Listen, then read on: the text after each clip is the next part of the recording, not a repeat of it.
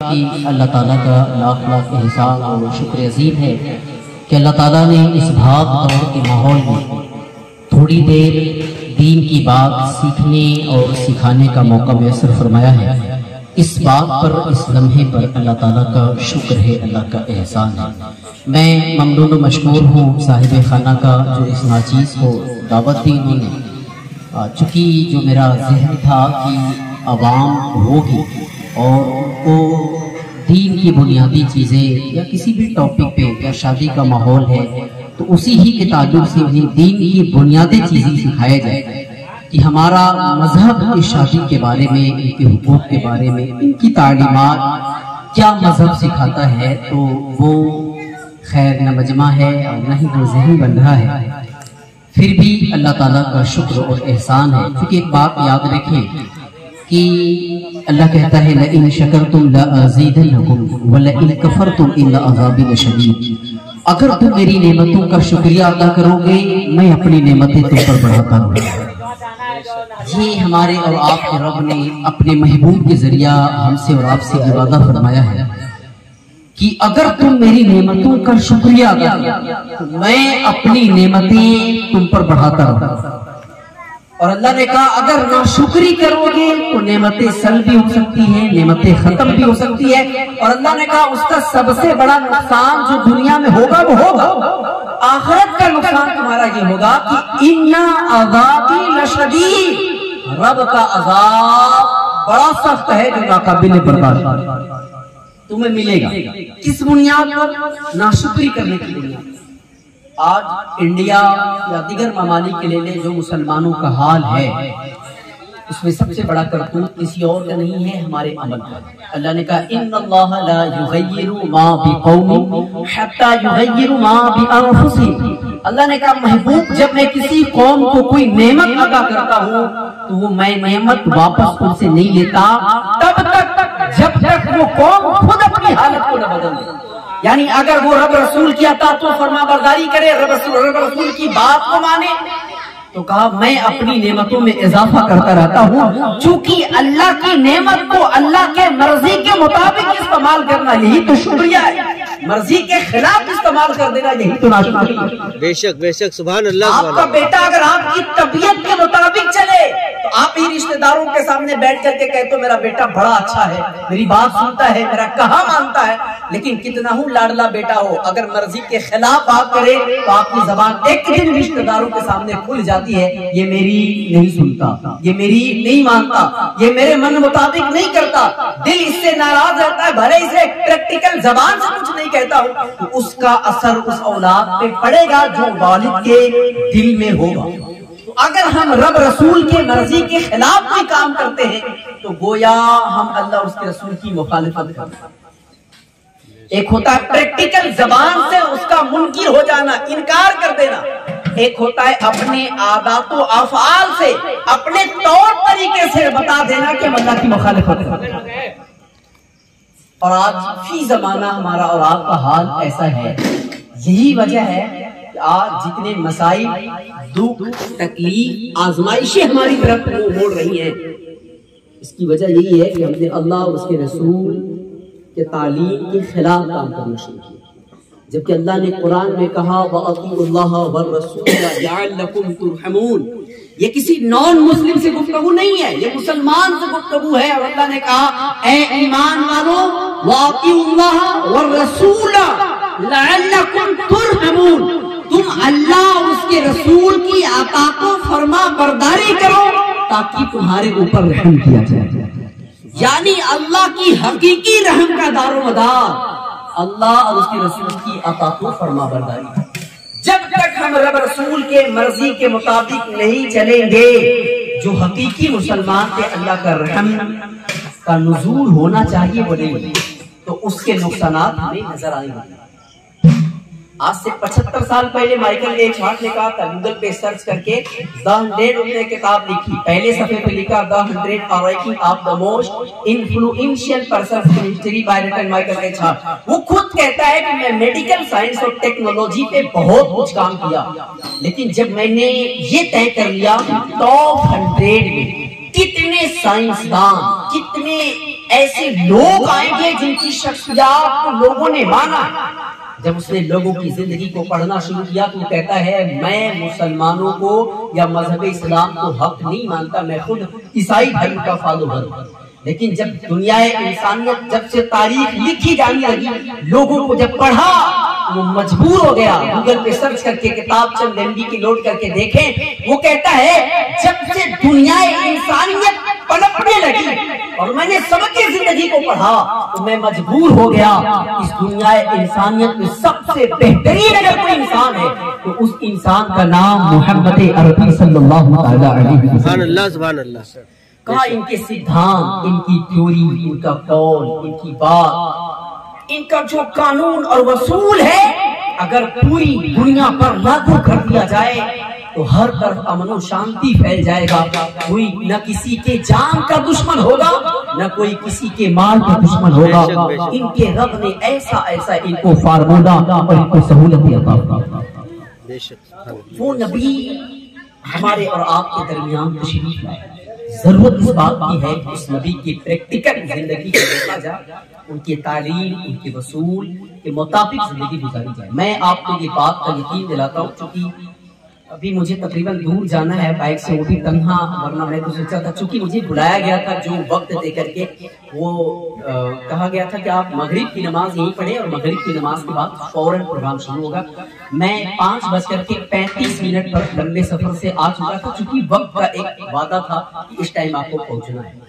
آج ہر چیز میں ہم لوگوں نے ایک فساد نیت بنا لیا کہ کوئی چیز انسان جب بات کرتا ہے اس پہ کھڑا نہیں اترتا. پروگرام تقریباً جو شروع ہوا ہے وہ آپ کے سامنے ہے. میں تو سمجھ رہا تھا کہ شاید 9 بجے تک پروگرام ختم ہو جائے گا, یہاں تو 8:30 بجے پروگرام شروع ہوا ہے.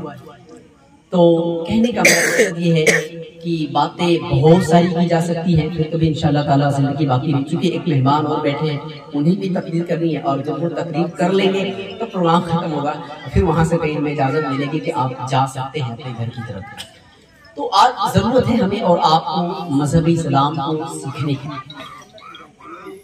اور پریکٹیکل آپ اپنے مذہب کو بنیادی چیزوں کو سیکھیں. آج شادی ہے نا, شادی کے تعلق سے ہمیں سیکھنا پڑے گا کیونکہ جب تک ہم شادی کو سمجھیں گے نہیں کہ ہے اس میں کیا چیز. اب تک جو اولادیں تھی اس اولاد پر ماں باپ کے حقوق تھے, لیکن اب ایک نیا رشتہ میں جب وہ جڑ جائے گا تو بیوی کا بھی حقوق ہو جائے گا اور پھر اس کے بعد والدین کے حقوق ہو جائے گا. ان دونوں پر اسے مساوات کے ساتھ جب برابری پر مذہب کو وہ نہیں جانے گا, آگے چل کر کے چند مہینہ نہیں گزرتا ہے تو آپ ہی یہ بولی بولتے ہو کہ یہ بندہ بیوی کا ہو گیا اور اس سے الگ رہ رہا ہے, اپنی والدین کا ساتھ نہیں دیتا. میں ایک بات چونکہ وقت نہیں ہے, ان دونوں کی کمیاں ہوتی ہیں, کہیں باپ کی بھی کمی ہے اور میں ایسے چونکہ ماں باپ کو دیکھا ہوں کہ جب وہ اپنے بیٹی کی شادی کرتے ہیں تو بار بار ایسی ماؤں کو میں نے سنا ہے, چونکہ اس فیلڈ میں رہنے کے بعد بہت ساری چیزیں مسائل آتے ہیں, اس کو سمجھانا پڑتا ہے. میں نے کئی ایسے ماؤں کو دیکھا کہ جو اپنے بیٹیوں سے بات کر کے کہتی ہیں کہ بیٹی زیادہ کام مت کرنا, اس طرح رہنا, ایسے رہنا. تو میں نے کہا میری بہن آپ بتائیں کہ آپ کا مقصد کیا ہے بیٹی سے بات کرنے کا یا بیٹی کو اتنا مشورہ دینے کا. تو وہ اپنی دل کی بات بتا گئی کہ میرا مقصد یہ ہے کہ میری بیٹی جہاں گئی ہے وہ رانی بن جائے, اچھے گھر سے رہے. میں نے کہا میری بہن کاش کہ اگر رویہ اپنے گھر بھی اپنا لیتی تو گھر کبھی بھی نہ بگڑتا, چونکہ جب آپ کا یہ منشا ہے کہ میری بیٹی جہاں گئی ہے تو رانی بن کر کے رہے, تو جو بیٹی آپ کے گھر آئی ہے اس ماں باپ کی بھی خواہش ہوگی کہ میری بیٹی جہاں گئی ہے وہ رانی بن کر کے. بے شک آپ کی تو سوچ ہے کہ جو میرے گھر آئی ہے بہو وہ نوکرانی بن کر کے رہے اور میری بیٹی جہاں جا رہی ہے وہ رانی بن کر کے رہے. یہ فرق زمین آسمان کا ہوگا, پھر اسی میں تضاد ہوتا ہے, اسی میں بگاڑ پیدا ہوتا ہے اور بگاڑ یہاں تک جاتا ہے کہ جوائنٹ فیملی تباہ ہو جاتا ہے. والدین کہیں اور کھانا بنا رہے ہیں, جوان بیٹا کہیں اور بنا رہا ہے, بیوی کسی اور کے ساتھ پڑی ہوئی ہے. ہماری نسل جو ہے نا وہ تباہ ہو جاتی ہے. کس بنیاد پر؟ ہم دین کے اصول گفتگو کو نہیں سنتے ہیں, بنیادی چیزوں کو نہیں جانتے. ابھی آپ کو کسی فیلڈ میں اترنا ہو نا, دکان کھولنا ہو تو آپ فوراً دکان نہیں کھولیں گے, 10 دکان کھولنے والوں سے مشورہ لیں گے کہ بھائی اس فیلڈ میں کہاں نقصان ہے کہاں نفع ہے. किसी भी फील्ड में आप कारोबार में उतरेंगे तो फौरन कारोबार में नहीं उतरेंगे, आप पहले कई बड़े लोगों से मशवरा लेके एक मिशन आप बनाएंगे, एक जहन बनाएंगे कि हमें इस मैदान में उतरना है तो कहाँ नफा होता है, कहाँ नुकसान होता है, कहाँ आजमाइशें आती है। फील्ड के चारों माहौल को जान करके फिर आप फील्ड में उतरेंगे तो अल्लाह आपको कामयाबी अता करेगा। इसी तरह शादी है, ये शादी जिंदगी का बहुत बड़ा काम है। इस फील्ड में उतरने से पहले अपने मजहब के बुनियादी उसूल को जानना पड़ेगा। जब तक हम इसको नहीं जानेंगे तो जो टेंसलाइट वाली गुफ्तगू आएगी आप उस पर कभी खरा नहीं उतर पाएंगे। तो होगा यही कि ज्वाइंट फैमिली चंद महीने के बाद तबाह होगी। जब वसूल हम अपने मजहब इस्लाम का नहीं सीखेंगे तो उसका नुकसान हमें नजर आएगा।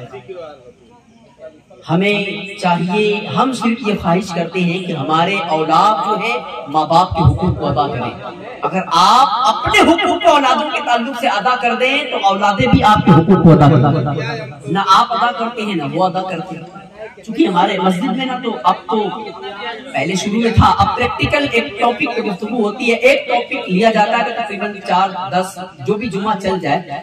तो शादी के ताल्लुक से तकरीबन 6 साल मुझे मस्जिद में अपने रहते हो गया और सिर्फ 10 टॉपिक पे अभी तक बात हुई है जो मजहब की बुनियादी टॉपिक हैं।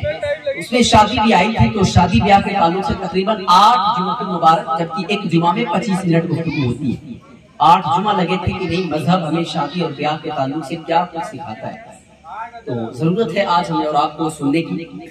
चूंकि मैंने कहा था कि मैं 10 से 15 मिनट बाद अपनी समेट लूंगा, तो लोग इस चीज का ख्याल रखते हैं कि बात करते वक्त तो वहां साहब कह के गए कि 10 से 15 मिनट बाद समेटूंगा, फिर बाद में शिकायत होती है कि जब इंसान कुर्सी और माइक पकड़ता है तो अपनी बातें भूल जाता है। नहीं, हर शख्स को अपने टाइम का, अपने वसूल का लिहाज रखना चाहिए ताकि इसका असर बाद में अवाम पे पड़ता है। तो हमें और आप फिर इंशाअल्लाह कभी जिंदगी बाकी रही और अवामुल नास की कसरत रही, तो अगर आप इसी गुफ्तगू पे भी बात सुनना चाहें तो इंशाअल्लाह सुने। और उलमा को मैं आपको मशवरा देता हूँ कि जब भी फोन करके किसी आलिम को दावत देना कि आपको आनी है, मेरे यहाँ प्रोग्राम में तकरीर करना है, तो वही बता दे कि हजरत आपको इस टॉपिक को गुफ्तगू करनी है, ताकि मजहब के बुनियादी वसूल पर अगर वो आधी घंटा भी बोल देंगे तो आपको वहां से कुछ सीखने को मिलेगा। वरना यहाँ वहाँ की अगर बातें बोलते हैं तो फिर ये कुरान तो हो जाएगा, वो जिक्र है, अच्छी बातें हो जाएगी, लेकिन वहां से कुछ सीखने को नहीं मिलता है। वहाँ की कहानी, वहाँ का किस्सा जोड़ जाड़ के बातें खत्म हो जाती है। वो अच्छी बात जिक्र है अल्लाह का, वो आपके लिए कार्य सवाब है। लेकिन अगर किसी टॉपिक पे आज हमारे अवामुल नास में मैं कहता हूँ 95% हमारे जलसे होते, 95% हमारे जलसे होते दूसरे मकतबे फिक्र के मद्दे मुकाबिल। ज्यादा पैसा हमारा खर्च होता है लेकिन हमारी आवाम उतनी ही जाहिल है। हमारी आवाम में 20 साल, 25 साल, 50 साल का जवान पड़ा हुआ है, उसे अभी सही से गुस्ल करने का तरीका पता नहीं है। नमाज में कितने फराइज व वाजिबात होते हैं, ये बुनियादी असूले इंसान को पता नहीं। गुस्ल किन चीजों से फर्ज होता है ये हमें पता ही नहीं। हमें चंद छींटा पड़ जाए तो हम नमाज छोड़ देते हैं, कुत्ता हमारे बदन से मस हो जाए तो कहते हैं कल से नहाएंगे तो नमाज पढ़ेंगे। हमें इन चीजों का पता नहीं है। हम इस्लाम से, अपने मजहब की बुनियादी चीजों से बहुत दूर है जनाब। हमें अपने बुनियादी चीजों को सीखना पड़ेगा। अल्लाह ताला हमें आपको समझ की तौफीक अता फरमाए। चूंकि साहिब खाना की अच्छी नीयत थी, वो नीयत ये थी कि मेरे बेटे की शादी है, बेटे की शादी से पहले इस जगह पे उलमा को बैठा करके कुछ अल्लाह और उसके रसूल का जिक्र किया जाए। ये शुक्रिया है और ये अल्लाह को पसंद है। और इंशाअल्लाह मैं जो आयत करीमा पढ़ी थी मैं उसमें गुफ्तगू न कर सका, चूंकि मकसद वही था। सिर्फ मैं तर्जमानी सुनाता हूँ कि अल्लाह कहता है माशाअल्लाह,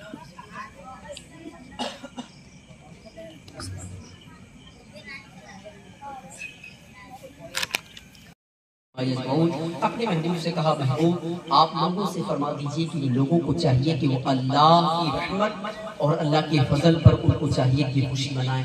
ये उससे बेहतर है हुवा खैरुम मिम्मा यजमाऊन, जो वो जमा करते हैं उससे बेहतर है कि जब भी अल्लाह का फजल, अल्लाह की रहमत उनके पास पहुंचे, उन्हें चाहिए कि उस पर खुशी का इजहार है। उसके कई तरीके हैं कि उसका कौली भी होता है, अमली भी होता है। एक फिर इस आयत का मतलब छेड़ने का एक लंबी गुफ्तगू जाएगी और अल्लाह कहता वाम्मा बिनिअमति रब्बिका फहदिस, अपने रब की नेमत का खूब चर्चा करे।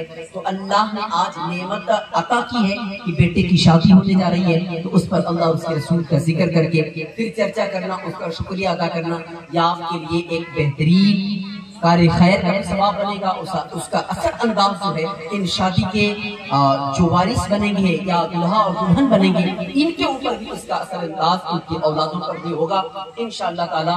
اللہ تعالیٰ اپنے فضل سے محبوب علیہ السلام کی پاکیزہ اور خوبصورت نکاح کے فیوز و برکات جو کل نکاح ہونا ہے، شادی ہونی ہے، ان بچوں کو اور بچیوں کو عطا فرمائے، اور اللہ تعالیٰ ہر مصائب و تکلیف سے بچائے، دنیا میں جب تک رکھے ایمان کے ساتھ رکھے، دنیا سے جب بھی اٹھائے تو ایمان کے ساتھ اٹھائے۔